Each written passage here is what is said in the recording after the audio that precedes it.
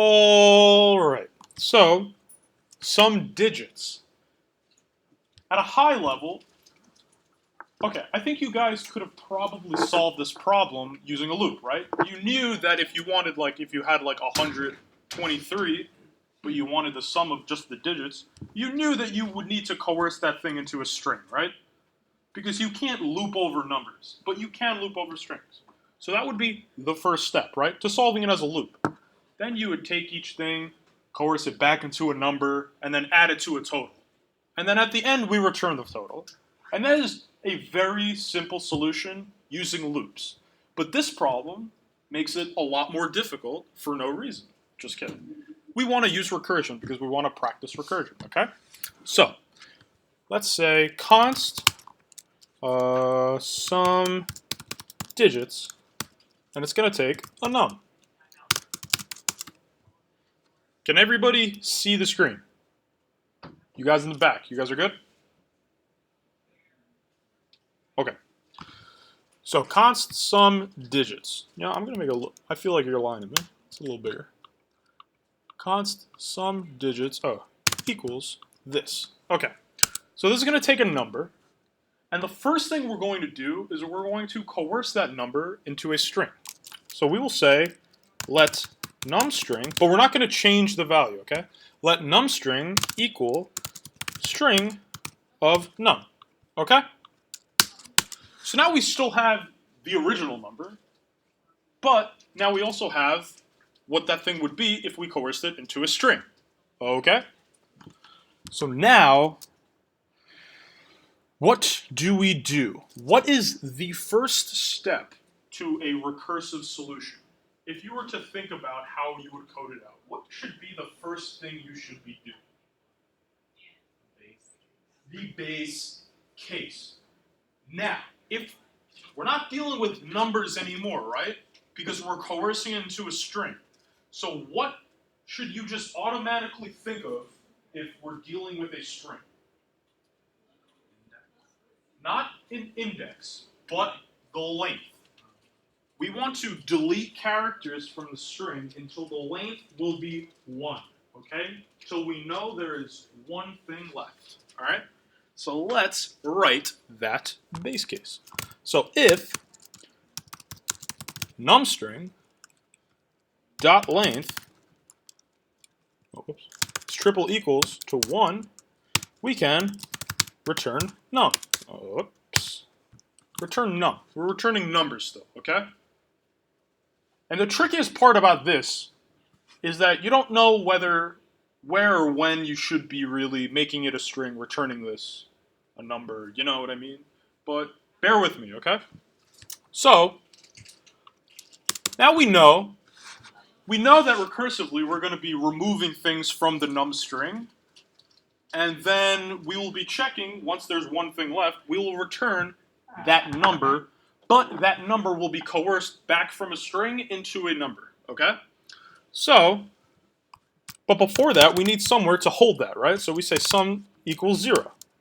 Because this is still a sum problem. We still need to sum up all the integers, right? So we can say sum plus equals number of numString, whoops, at 0.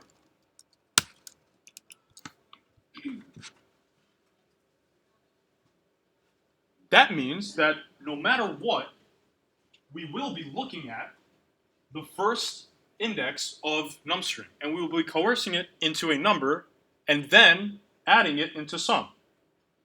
So, if we just added that thing into sum, right? If we just added that thing into sum, don't we want to remove that number? How can we do that? Only the first number in the string. We can use slice. Very simple way, right? So we can say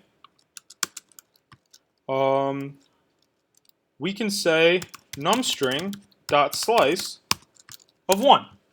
But what are we actually going to do with this? Now we want to do our recursive thing, right?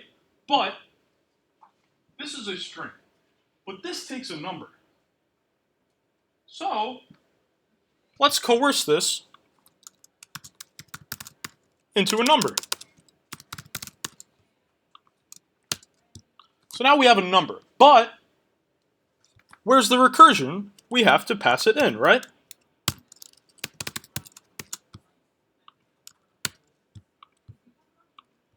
And then we will plus equals this, and then we return sum. So the way this will work is that if the number dot length is equal to 1, right, we return it. If we passed in this,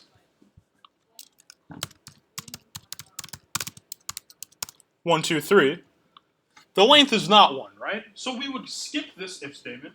We will set sum equal to 0. Then we will say sum plus equals number at num string of 0. So that will be 1. So sum is now 1, right? Right? In this point of time, sum is now 1, right? And you guys learned about the call stack on Thursday. That means now we're going to add something else to sum. But JavaScript has to know, since we're invoking a function, we have to know what that function is returning.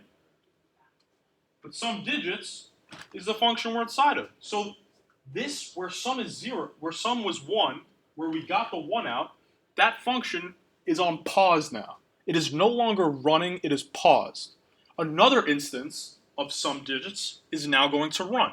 But the thing that is being passed into that version of sum digits is numString.slice of 1, so it'll only be a string 2, 3. And then it'll happen again. Then it'll be that version will be paused, and then we will pass in just 3. Then we finally hit the base case. The recursion will come to an end because the length is 1, so we just return num. And we did not, when we're returning num, not the string, but the actual number, because we are passing in a number. So if we return 3, this is where the sum was 2. So then sum is now going to be plus equals to sum digits at 3, right? So now sum is going to be 5. Then we can hit this line 13. Then we return 5. Then the very first call, the very original call, can finally finish running. Because we know what this is going to be equal to now. It's going to be equal to 5. So then we will get 6. Right? So if we do console.log sum digits of the example, we get 6. Any questions? Yes? I have a type of word question. You have a Is what? there any functional difference between using parse-in versus number and .toString versus string in this case? Well, in this case, no. So I like doing parse-in you can do that. But I like doing the string, the capital string like this, or the empty string plus that, because the .toString does not exist off of every property, off every value. If there was like some kind of weird error that you guys had, and you tried to do like undefined .toString, that doesn't exist. So so that'll like ruin your code. So there isn't any real difference. I was but just like, curious, because I did it this way and then the solution did it the other way, so I didn't know if there was like a better way, like what one was better than the other. It doesn't really matter, but like this is like, I know that anything in here will be a number unless it can't, and then it'll be not a number. And this is everything inside of there will be a string, no matter what, It's just like, I don't know. Any other questions? Or I do is palindrome.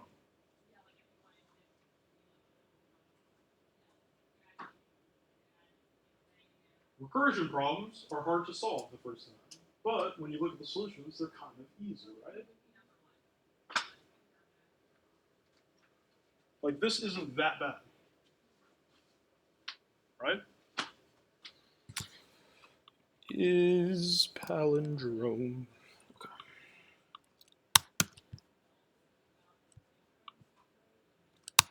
Okay.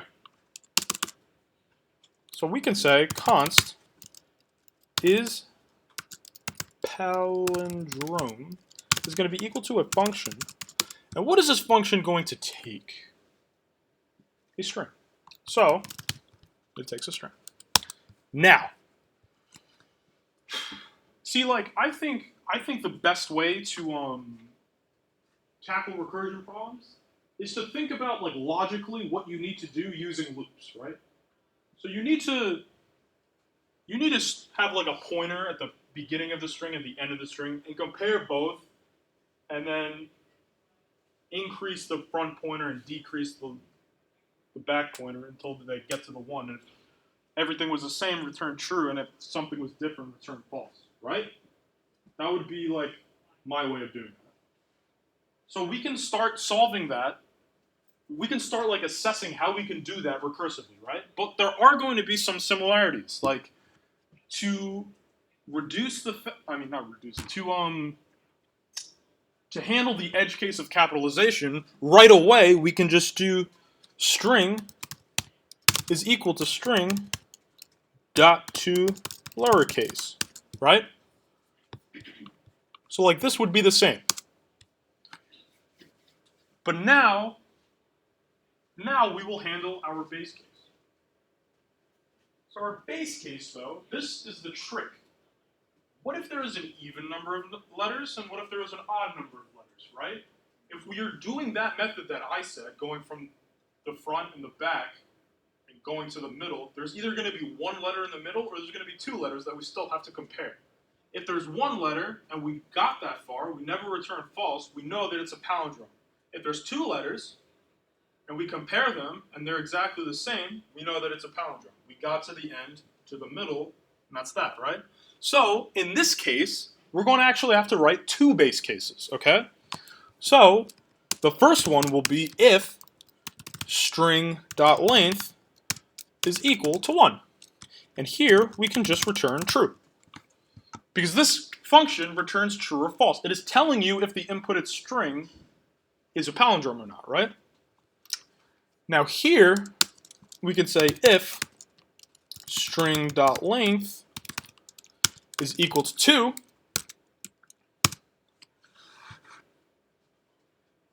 if string.length is equal to 2, we know, because if it's 3, we know that we can remove 2 of them and then there will be 1, right? So we only really have to check for 1 and 2. Because 2, you have to move 2 pointers and then there won't be anything, right? So if string.length is equal to 2, we can return string at 0 is triple equal to string at 1. Because we know there's 2 things in there. And we have to check if this is true. This will return false if they're not the same, and then it won't be a palindrome. But if they are the same, and we've gotten to this far, we've gotten to this base case, we can just return, these will be equal, so it'll be true, okay? Is everyone with me?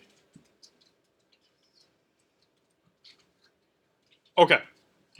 Now we have to get our, now, not our pointers, we're not actually going to do pointers, but we have to, take out the first letter and take out the last letter and compare them, right? Because if the first letter and the last letter aren't the same thing, it's not a palindrome, and we could stop, right? So let's check that first. So let first letter equal to string at 0. And we could say let last letter, we could set that equal to string at string.length minus 1, right? So now we can say if first letter is not equal to last letter, we could just return false right away. Is everyone okay with me writing these return statements in line with the if? Is everyone okay with that? You can do that if what goes inside the if block is only one line. This is shorthand, okay? All right, just wanted to touch on that. So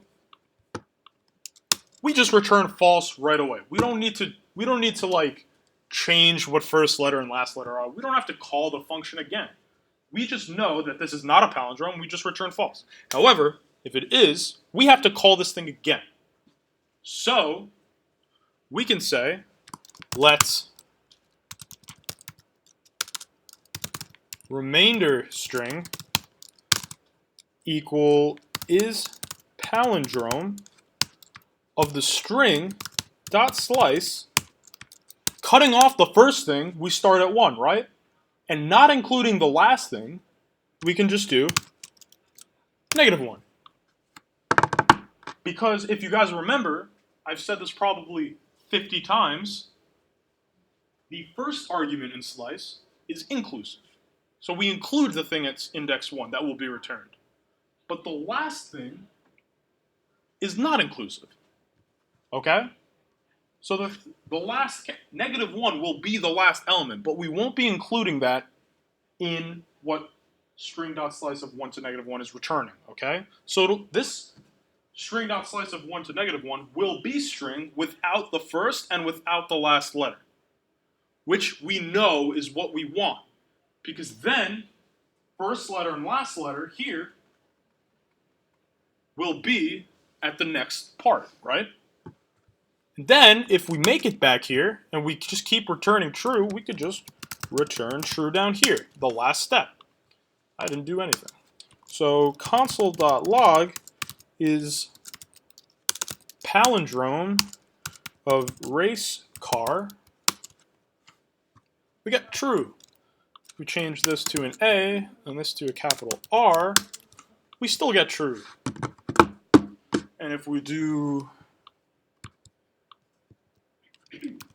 hello there, we get false right away because H and E are not the same thing. Are there any questions on how this works?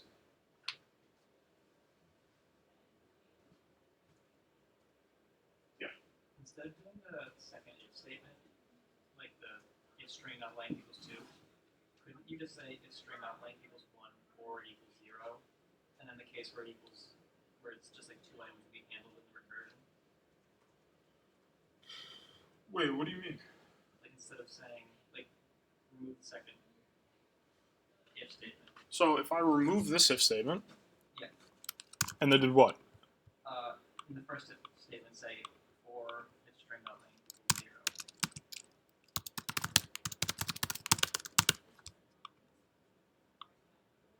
And then wouldn't it check like if there was 2 items inside of the recursion?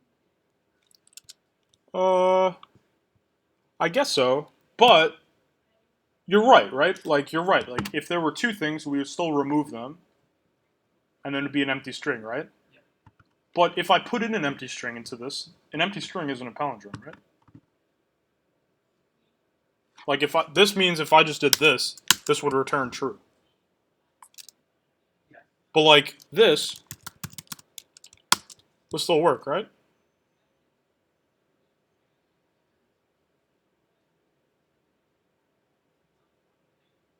But this won't hit this.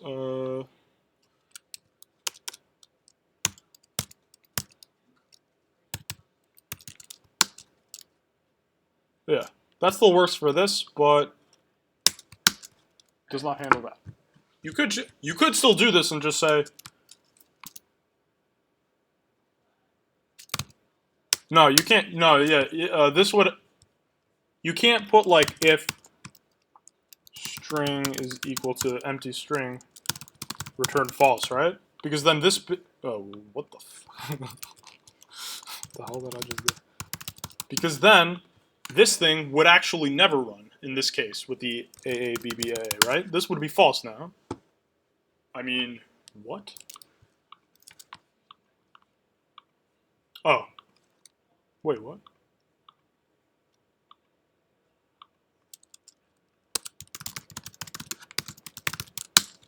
Nope, nope, nope, nope, nope, nope, nope.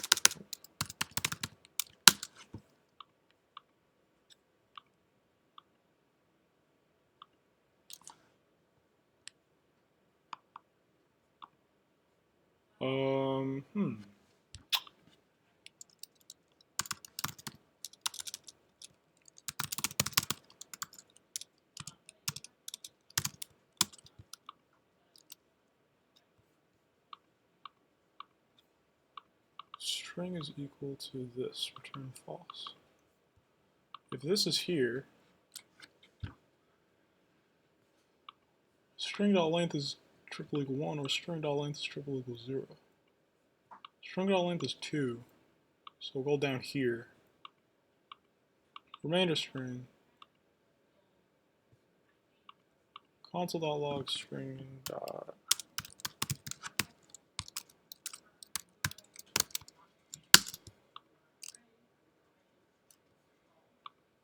Yeah, it's empty.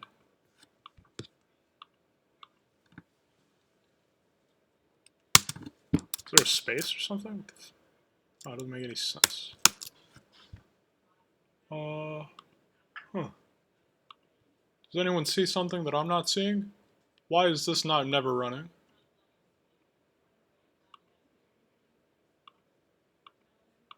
If this is clearly empty, right? Do you guys see that?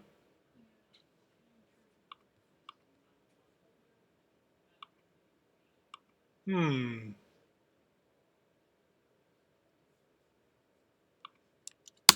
going to continue with my lesson. You guys can sit on that, because I don't know. Yeah, one day. You guys will get like a Slack from me in like 3 years. Nah, but this works for sure, but I don't know why. I mean, it doesn't handle this case. Like this is false. Like this is false, right? Wait, but now it says. But now I do. All right, whatever. You guys know what I'm saying, right? No? Like, if we put in an empty string, it should return false. But if we put in like this says true, but it runs once, and it's not, this doesn't get hit. I don't understand why. Huh?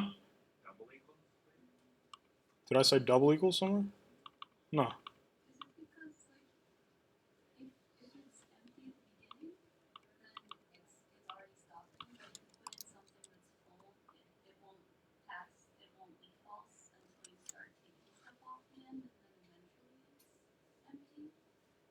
Wait, say that again? Like you have that 6-letter AABBAA thing. Yeah, well, let's just leave it with 2 A's. Yeah. When you take off the first and last one and it's nothing. Yeah. That's not assigned to string anymore than that remainder string. Right, but is palindrome is still being passed in that thing. So the next time this is the first thing that it'll hit, right? Like if I just did forget this, if I just did like console.log AA.slice of 1 to -1, I would get like nothing, right?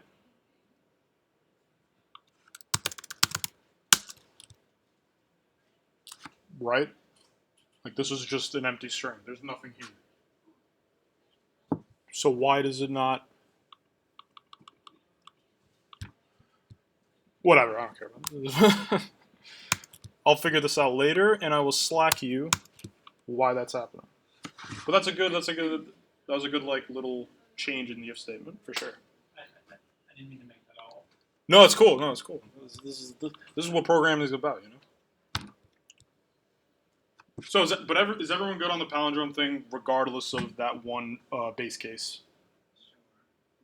Sure. Yeah, I mean, you know, recursion stuff, but pretty much everything to do with programming, if you do it more than once and a lot of times after that, you will eventually just get better and recognize some patterns and see how things actually work. Okay. So, without further ado, we will. What are we going to do? Aha. I'm just going to do one example, and then we will get into the slides real quick, okay?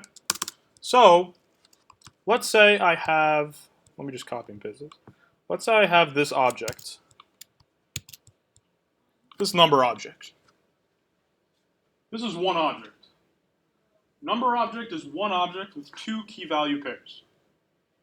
There's A and there's F. okay? The A has one key value pair, it's B, and its value is this object. The which has one key value pair, the C, which is this object.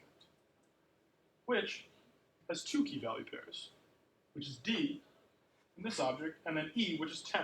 And then D has hello, which is 100. Now, back outside to F, we have B, C, D, 20, E, 30. Okay? Everyone sees how pointless and annoying this object is, right? Now, what if I told you that I wanted you guys to write me a function that would return the sum of all of these keys, right? Of the values in the keys. But I do not tell you how far down the nest goes. How can you write for loops for something that you don't know? This is why recursion is useful, okay? Because using this recursively, we can go down and down and down and down and spit back up the value once we find it. Doesn't matter how many times it takes. It'll either do it forever or until it finds something, right? Whereas for loops, if I wrote like 3 for loops, at one point we'll just get an object. We won't get a number, right? Because we didn't account for there being like a 5th level or a 4th level, you know? So, how can we do this? So let's say I want to write this. You guys don't have to see this, right? I could just scroll up and leave it up there. I'll go back to it if you guys need to see it. So let's say we have const some values, and that's going to be equal to a function. And this function will take an object, okay? In fact, it will take this object. So, how do we do this? What do I want to do? I want to take the total, right? I want to find the sum. So the first thing that you guys should be thinking about doing is saying let total equal 0. Because we need something to return, okay? So, now, this is where the tricky part gets, right? This is where it becomes a little tricky. We're not going to write our base case right now. First, we are going to start looping through the object, okay? Because what will our base case actually be? What do you think?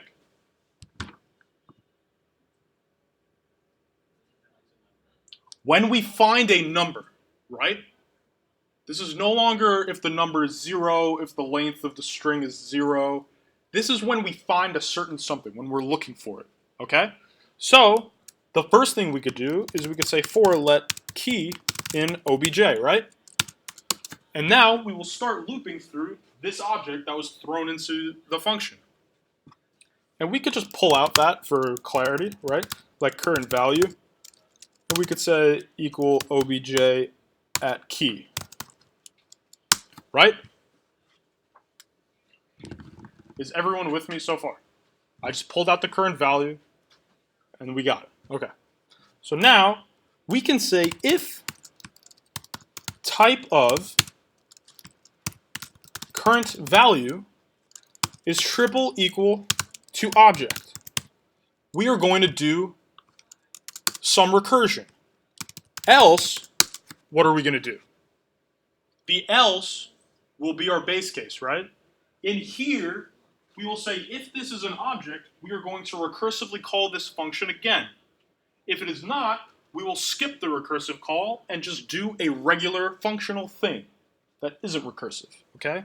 We will do total plus equals current value. Okay. So instead up here, we can do total plus equals some values of what?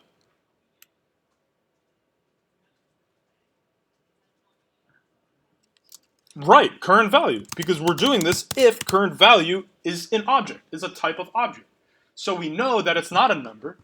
And now this is like a simple function. We know that it's going to be a nested object, and we know there will be values of numbers, okay? But this is how we can get to those inner numbers, right?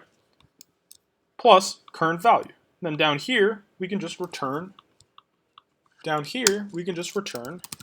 total, right? So if I console.log some values of, what the hell is this? Number object.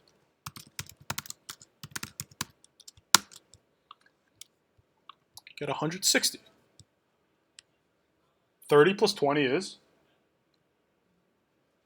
plus 10 is, plus 100 is. So, you know, we got it right? Just got 60.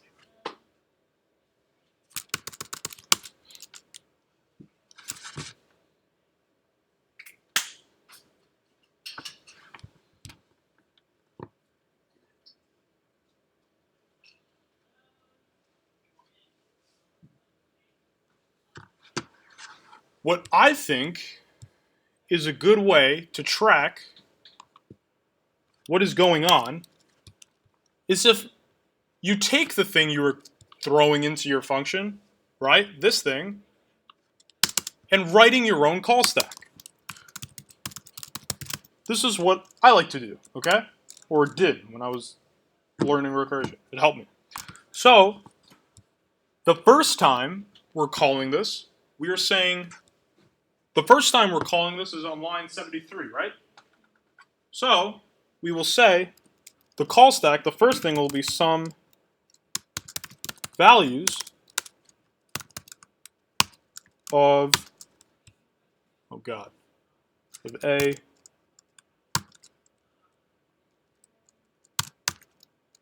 B, C,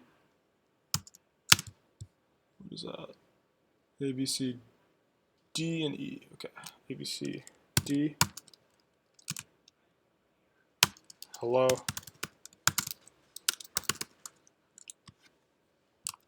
E, which is like 10, right? Cool. So now, here, we'll have F. Nope, shit. Here we'll have F, F, B, C, D. B, C, D. Oh no, dude, what the? Oh my god. Oh, is that alright? Oh god. I just got so mad for 5 seconds. D is 20. Ignore that weird sign up there. I don't want to deal with it. And E is 30, right? Okay. So this goes onto the call stack, okay? Because JavaScript needs to know what this value is. What does this function invocation actually do? Okay, what does it return? So we throw this thing into our function. Total is 0, right? And up here, well, no, I'll just leave. Total is 0. So for let key in object, in this object, right? Let current value equal object at key. So this will be at the A, right? Right? So that means the type of that current value is an object, right? So we will say total is going to plus equals some values of current value. What will total? What will be added to this 0? We have to run that function and find out. That means the function that's currently running is paused, and onto the call stack, we can do some values of just this, of what A is, right? Which is just, God, which is just this. Right? So now, let's start again. We go through here, total is 0. We're now in a new function call. Total is 0, and we are going to loop through this object.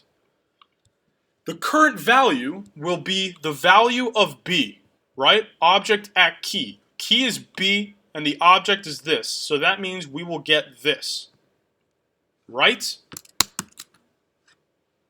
Not that. So, is that current value type an object? Yes. The function pauses because we have to run something else. Because we go into this if statement, and we say some values, invoked with current values. So onto the call stack, we have some values, and we're going to set that equal to, and we're going to pass in this without the C. And this is whoops. And then C. Now this object will go in, and then the current value will be object at C, which is another object. So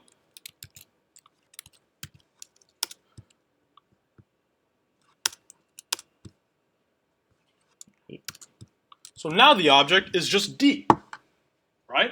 So now we're going to loop through D. The whole time total is 0, right? The total is 0 in this function. We haven't done anything in here yet. And the total is 0 in this function. We haven't done anything in there yet, okay? So now we will loop through D. Well, this object, right? So now we have some values.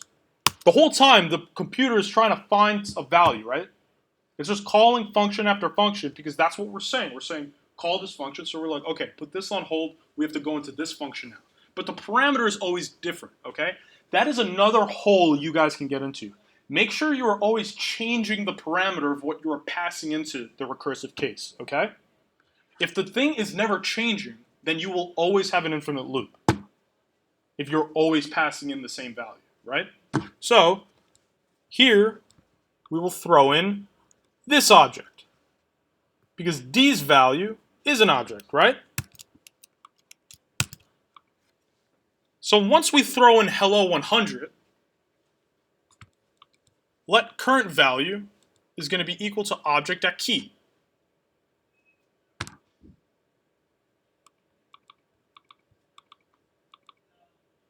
Object at key is going to be 100, right?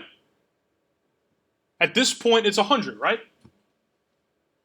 So this doesn't run, and then we just say total plus equals current value. So now total is 100. And this thing only had one key value parent here. So we break out of the loop. We're done with the loop, okay? So what do? We just return total. So this is going to go off the call stack, and total will be 100. So that means we are back in here. We took some values and we passed in this object, but we know what we just got. We just returned 100 from that. So that means this is done running. So that means we go to the next thing in the for loop. We go to the E. E's value is 10. It's a number. Its type of is not an object. So we can just skip over that recursive call and add 10 to the total. So now the total should be 110.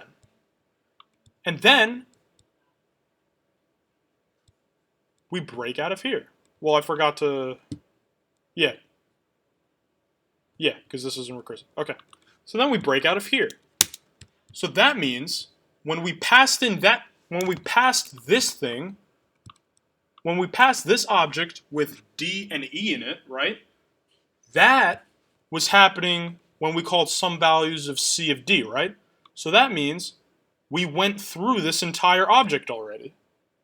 And the total is returned to us, and it was 110. Does everyone agree with me? Right? So now, we're done here. So the total is 110. We're done here too. We're just going back because there was only one thing in each of these objects, remember? And then, so we're done here. Now we have to go into this one. And we'll do the same thing. We'll go down and down and down until we hit that 20. We return it. And then we hit the 30. And we return it. Well, we don't return those at two separate times because this object has two key value pairs. So we'll loop through the whole thing, add 50. So that total in time now is 50. We return it back all the way up to when the F was being called, and we add that 50 to the 110. Any questions? Yeah. So I understand why the else statement you're adding current value to total. I don't understand why under the first if statement why you're adding some values with current value passed in. Why you're adding that to total. Because what is some values returning? I don't know. It's returning total, right? Yeah. So some values of something should spit back a number, right? And that number needs to be added to total. Because if it was an object, we're in the if statement. And the way if-else statements work is if we ever got into the if statement, we're never going to go into the else statement. It's either if this, if not that, then we're going to go into the else. So if once this thing returns back, it like went all the way down and spit back up the number, we don't want to just throw it away, right? So we have to add it into total. Then we break out of, we don't even go in here, and if this is the last key, we break out of that and return the total. Back up to what was happening before, if that was recursive or not, or this was the last time in the call stack. Does that make sense? Does that make sense to everybody? If we didn't add to total here, I think it would just be 0. I'm pretty sure. If we don't do that. If we don't do this, I'm pretty sure nothing ever gets added. What the heck? Oh my god.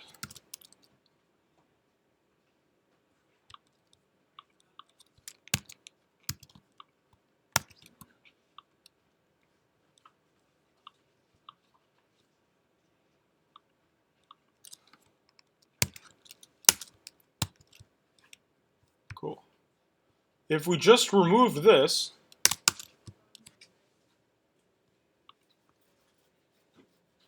we just get 0. Because yeah, you're right. When we get down here, when we get down to this 100, let's say, we return 100, but that's actually the result of this. So then what do we do with the 100? We don't do anything. We just, nothing. That value is not captured anywhere, which is why we capture it in total.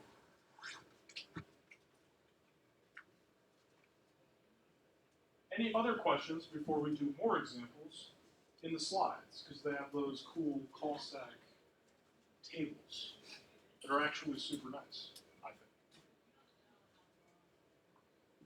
This is just a very basic example that I just wanted to show you guys how this is possible.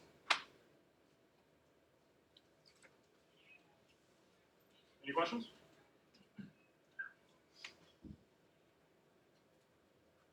All right. So let's go to the slides. To the slides. Let's do it. How are you guys feeling about recursion? Guys, today's the last time I'm ever going to give you a lecture. Isn't that sad? Are you guys crying a little bit? I like you guys. I'm going to miss you guys. It's so sad. I hate leaving classes. It's like the worst. So we have recursion 2. So here's an example, logs an array, right? So function logs an array, takes an array as a parameter, as an argument. We loop through that thing, and we just console log the element. But what if the input is nested? Consider element on line 3. That could be a number, or it could be another array. If element is an array, we want to log every number inside of it. If only we had a function that could take an array and logs out all of its values. We can do this, right? This is what I said before. If array.isArray of element, we could just logs an array of element, and we could just call it again, right? This is the same thing as the object example I just showed you, except for the array,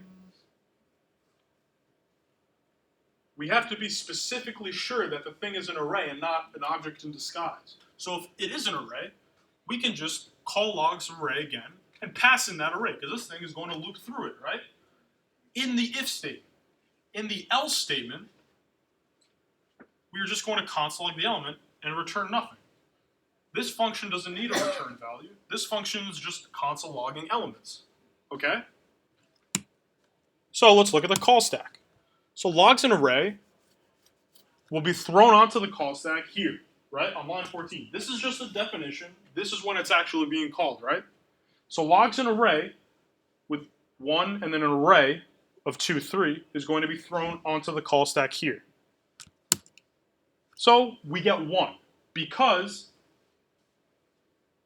is array.isArray of element, array of I, is 1 an array? No.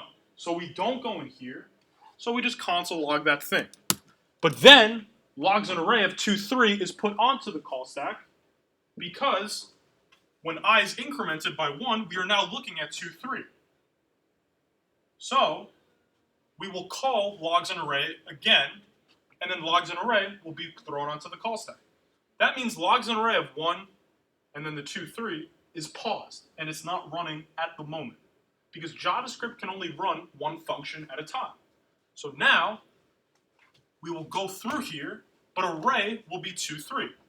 So then we do our for loop on a regular array, and we get 2, and then we get 3. Then we break out of the for loop, right? And then what happens? Nothing. What do functions always return something, right? So what do they return if I don't tell it to return something? Undefined, right? So that means that function return, and it's taken off of the call stack. And since that was the last element in the 1, 2, 3, right? Because this array has 2 elements, right? A number and an array. So we went through that array, so that thing returns, and we're done, and it's taken off the call stack.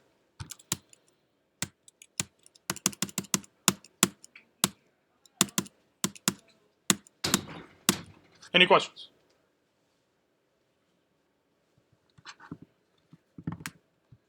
This isn't that bad, right?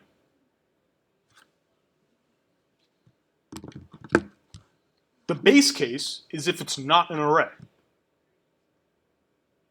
You guys see that, right? And it's in the else statement this time. We're checking to see if it is an array, because then we have to go deep into that array. It's like we're swimming, we found an array. I don't know why I said swimming. We're not swimming. Sorry. I don't know what came over me. But like, it's like, you find the array and you have to go into that thing. And then if you find another one, you have to go into that thing. But you never know when it's going to stop, right? And that's why recursion is useful, okay? So here's another example. So this function concat_else is supposed to concat elements, right, in an array. So we let final string equal to an empty string. We loop through that array. We take out that element and add it to the string. And then the final string, ABC, we get ABC, right? This is a simple function. This just loops through an array, takes things there, and puts them in a string. Okay? So, but what if that thing had a lot of things, right? We can do it like that. I moved this up here so you guys can see it. Do you like it better like that? Cool. All right. So, when we call this function down here, and we're putting this into this variable, right? So line 13 is the first time it's getting called. So that means it goes onto the call stack, and final string is nothing. Final string is nothing here in this call. We go down, A is thrown in, we're looping through this array. A is element. Array at 0 is A, right? Is that an array? No.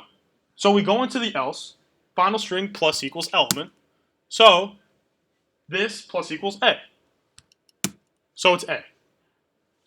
Then the loop is, I is incremented, right?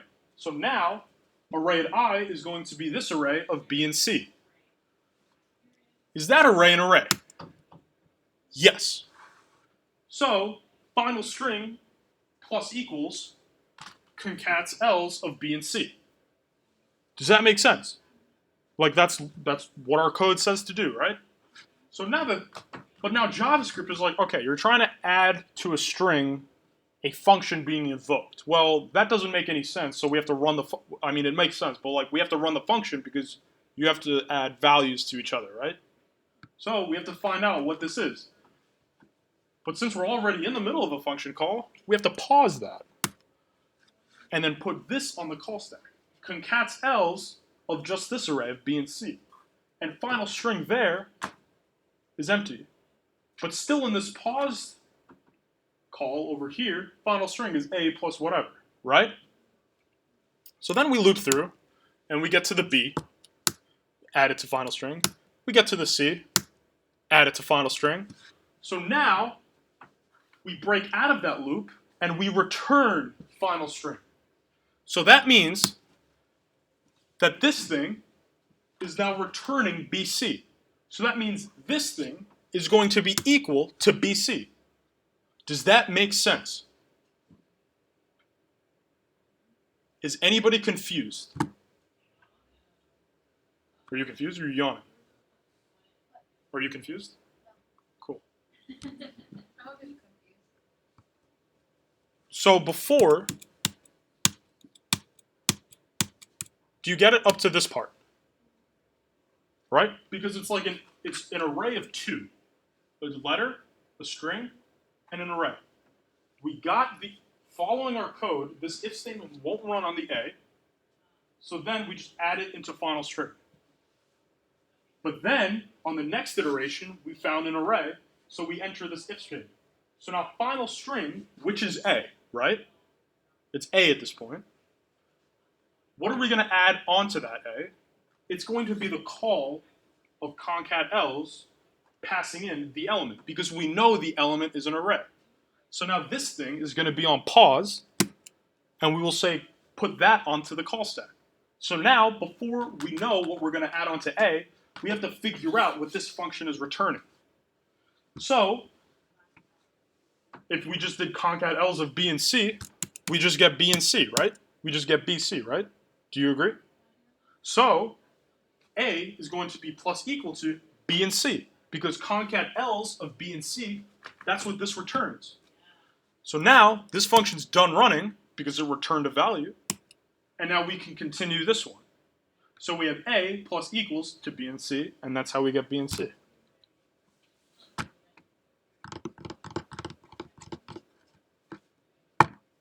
That makes a little sense, right? Okay. And then we return B and C. So if you console log results, you would get B and C. Yes. How's everyone feeling about that? So I showed you objects, but this example showed you arrays. But you see how they're similar, right? You have to see if you're dealing with multidimensional things, you have to see if those things are arrays or objects. And there are two ways to test them. Let's say you had a function, you had to write a function that could either be arrays and objects nested in each other. The first thing you would have to do is check and see if it's an array, right? Because if you just check first type of object, that would be also true for arrays.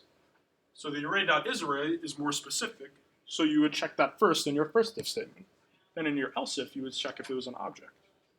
Right? Dope.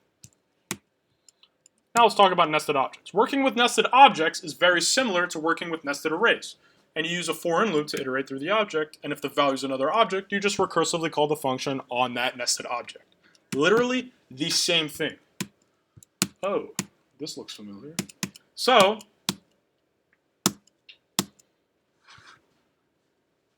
you have 30, because A is 10 and B is 20, and 10 plus 20 is 30. And this function's pretty simple, right? It takes an object, sum is 0, let key an object, value is object at key, sum plus equals value, bada bing, bada boom, you get your sum, right? This is what I showed you. But now, if we put this thing in, mine was a little more complicated. If we put this thing in, what is going to happen? So onto the call stack, and this is the same function. However, we are going to call it again if the type of value is an object. So let's walk through the call stack again, okay? This might be tedious for some of you, but I think it ultimately helps everybody, okay?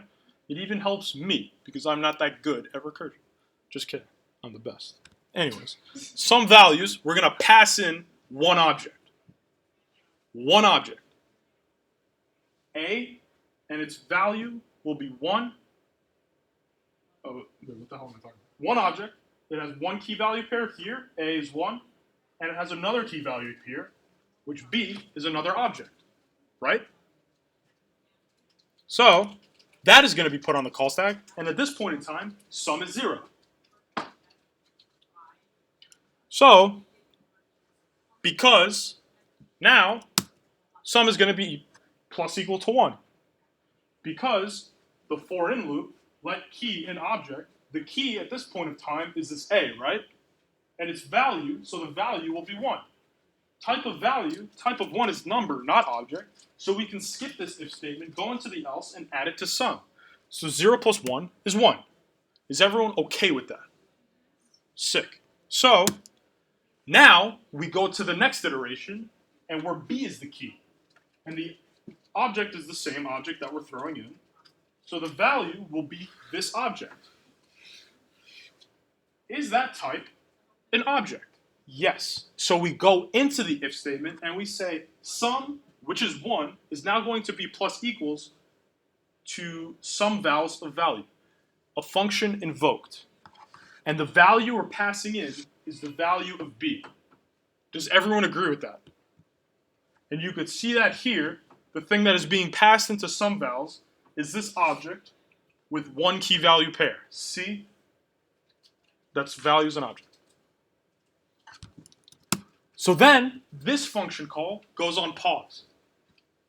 And then some vals of this object, the smaller object, is thrown onto the call stack. Okay? And in that point in time, in this function, the sum is 0.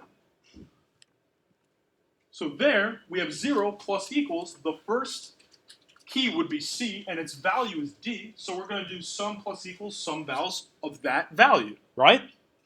Because there's only one thing in there, it's just another object. So that function goes on pause, and we have some vals of D, of this object, with one key value pair, D, and an object. And that sum is initiated at 0 as well. So now, if we do a for in loop on this object, the key will be D, and the value of that will be an object. So once again, this if statement is fulfilled. So we have to put this function on pause because we're going to be calling some vals again. And it's always going to be 0 at first, right? And it will never change in these situations because all of these values are just objects. So we never actually get to add anything to it. But watch this now. So now we're going to loop through this object. And these have two key value pairs. Both of the values will be numbers. So if I was just to throw this thing into this function, will this if statement ever run? No, right? Because there is no object in the values. There's only numbers. So we will get to the 2, we will add it to sum, then we will get to the 3, and we will add it to the 2. So now we have the 5. Now, this thing is going to return 5. So that means the reason this is running is because it was called here. So this is now going to be equal to 5. Then you take that 5 and add it to the total, which was when this was being called, right? So that's when we get 5. And this thing is going to return 5. So, and you remember that this function returns 5 and it was called here, right? Does everyone see this pattern? This is why I think it's helpful if you guys are stuck to actually write out the call stack and follow along with the things you're putting into your function when you're coding and debugging, okay? Because you will see how things are changing. And it's kind of easy to keep track of. So it returns 5, and that's the result of this being called. So this is 0 plus 5 plus equals 5 again. 0 plus equals 5 is 5, obviously. And then this function will return 5. When was this function called? the very first instance of calling some values here. So since this is that, and this returns 5, since I just proved that to you, that means this is going to be 1 plus equals 5. We get 6. We return 6. Then we're done. We went down and down and down, kept calling some values until we didn't have to call it anymore. We're always returning a value. So we spit back everything up, and sometimes along the ways we're adding the values together, but still returning something. And that's how we get 6.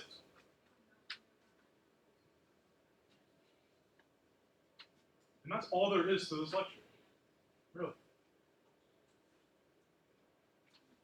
So any quick questions before you all take a break and start the workshop again?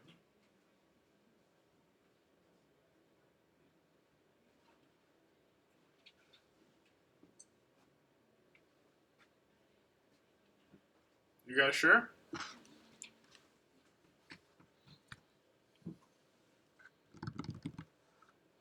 Yeah. What if you're going to be given like either an array with objects or an object with arrays, but you didn't know which one? I actually touched on this a little before. I didn't show you an example though. So if you didn't know which one, like that was started, like if you didn't know if it was an array of objects or an object of arrays, you have to know what the first one is, right? So you would just check and see if is this thing an array. Then you would do a for loop. If it's not an array and it's an object, then you would do a for loop. And then you would have 2 blocks. And then those 2 blocks inside of it would have its own recursive steps, each checking to see if those values are arrays or objects. But the 2 blocks would be basically like the same thing. Basically, yes, basically. But like those have to be hard-coded. And that's fine because there are only 2 of them, right? Yeah.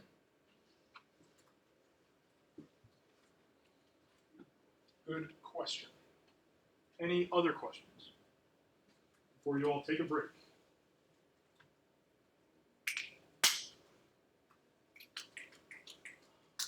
All right, take a break. I'm going to sign up here in 5 minutes. 5 minutes. Hope you guys enjoyed my last lecture. Oh.